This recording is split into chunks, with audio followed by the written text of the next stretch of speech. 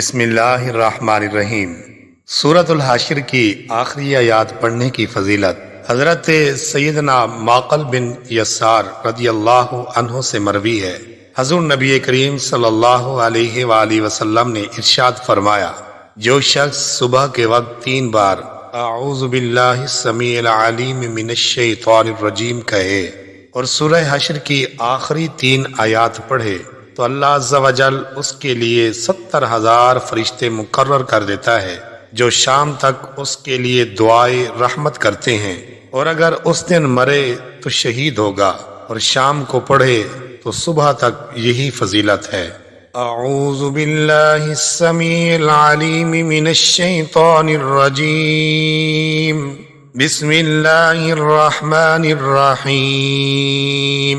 واللہ الذی لا الہ الا هو عالم الغیب والشہادہ هو الرحمن الرحیم، واللہ الذی لا